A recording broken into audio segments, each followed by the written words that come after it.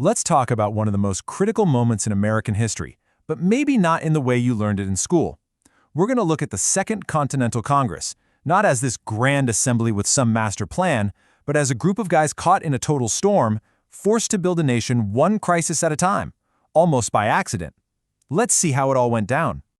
I want you to imagine you're a delegate arriving in Philadelphia in the summer of 1775. A war has already broken out, and you are staring down these impossible questions. How do you even begin to respond to the military might of the British Empire? Is war even the right call? And the big one, how in the world are you going to pay for it?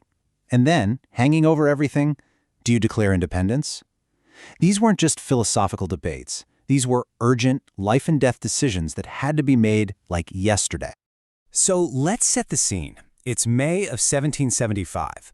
The demands that the First Continental Congress made a year earlier, Britain completely ignored them. And to make things way worse, shots have already been fired at Lexington and Concord. So the delegates who are trickling into Philadelphia are walking into an absolute mess, a full-blown crisis with no clear instructions and definitely no unified plan. And any hope for a simple, hey, let's just talk this out solution was already pretty much gone. Months before this Congress even got together, King George III had basically drawn a line in the sand. He'd made his position crystal clear, telling Parliament the die is cast. From his point of view, it was too late. The colonies were already in rebellion. The pressure was on from day one. There's a literal war happening right now up in Massachusetts. And to complicate things, their own local government had been dissolved by the British. So they came to Congress with this desperate plea for help. How do we form a new, legitimate government to handle this? This question forced the delegates to stop thinking like just protesters and start thinking like they were actually in charge. All this incredible pressure led to this fascinating and, let's be honest, totally contradictory strategy. The Congress decided it had to walk down two paths at the exact same time. One path was aiming for peace, and the other was heading straight for an all-out war. And this just shows you the wild contradiction at the heart of what they were doing. In July, they send off the Olive Branch Petition to the king, pledging their loyalty and practically begging him to find a peaceful way out of this. But just a month before that, in June, they had already voted to create a Continental Army and had put George Washington in charge of it. So they're literally raising an army to fight the king's troops, while at the same time telling him they're his loyal subjects. It's kind of nuts when you think about it. And make no mistake, these war preparations were dead serious. This wasn't just for show. They appointed a commander, sure, but they also wrote up a whole set of military regulations. They even reached out to Canada, hoping to get another ally on their side. And they drafted this powerful document explaining to the world why they felt they had to take up arms. These are the moves of a group getting ready for a long, tough fight.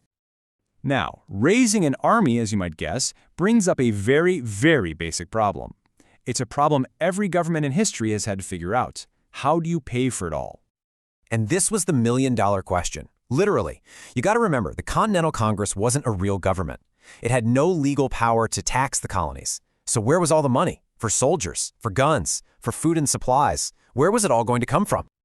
Well, their answer was audacious, to say the least. On June 22, 1775, Congress just decided to print its own money. They authorized the first run of $1 million in paper bills. I mean, that is an incredible leap of faith for a government that didn't technically even exist. And this just perfectly shows how their thinking was shifting. Printing currency, that's a core function of a national government. By issuing these bills in defense of American liberty, Congress was taking another one of those accidental steps towards becoming a country, all because they just needed to pay the bills. And they didn't stop at 1 million. By the end of 1775, they'd authorized a grand total of $6 million. So while Congress is over here trying to juggle this two-track strategy of peace and war, events across the Atlantic were about to make that balancing act totally impossible. The choice was about to be made for them. So, what happened to that peace offering, the Olive Branch Petition? The king refused to even look at it. Instead, on August 23rd, he issues a proclamation declaring that the colonies were in a state of open and avowed rebellion. That's it. The door for talking it out was slammed shut, locked, and the key was thrown away. The king's rejection in August basically lit a fuse. From that point on, events just started tumbling one after another, escalating faster than anyone could really control. In January, Thomas Paine's radical pamphlet, Common Sense, just electrifies the colonies. Then in February, Parliament declares economic war with something called the Prohibitory Act. And by March, Congress is firing right back, giving the okay to seize British ships. The road back to peace was pretty much gone. Yeah, the Prohibitory Act was really the final nail in the coffin. It basically treated every single American ship as an enemy vessel, fair game for the Royal Navy to just take.